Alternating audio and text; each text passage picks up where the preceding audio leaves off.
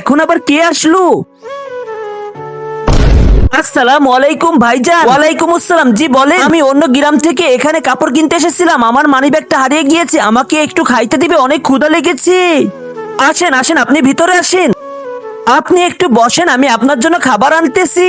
আরে ঘরের ভিতর তো শুধু খেসরি আছে, যাই এটাই খাইতে দি। ভাইজান ঘরের ভিতরে শুধু খেসরি আছে, এটাই খেয়ে নেন। ভাই সমস্যা নাই, ক্ষুধার্ত অবস্থায় যা দেবেন তাই খেয়ে নিব। ভাই আপনি ঠিক বলেছেন। আরে ভাই আমি একটা জিনিস বুঝতেছি না, তুমি কেন 2টা চামচ এনেছো? বন্ধুরা এত কষ্ট করে ইসলামিক ভিডিও করি কিন্তু কেউ লাইক কমেন্ট করে না। আজকে দেখবো কারা কারা আল্লাহকে ভালোবাসে, তারাই শুধু এই ভিডিওতে লাইক কমেন্ট করে, চ্যানেলটি সাবস্ক্রাইব করে কমেন্টে আল্লাহ একবার লিখে যাবে। 2টা চামচ এই জন্য এনেছি, আমিও সকাল থেকে কিছুই খাই নাই, একসাথে বসে খাবো।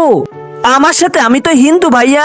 আচ্ছা ভাই আপনি একটা কথা বলেন, আমাদের শরীর কি আলাদা আলাদা বলেন তো? আমিও দুনিয়া দেখতে পাই, আপনিও দুনিয়া দেখতে পান। হিন্দু মুসলিম তো পরের কথা, আমরা তো প্রথমে মানুষ। আপনি ভাইয়া ঠিক বলেছেন, আসেন একসাথে খাবার খাই।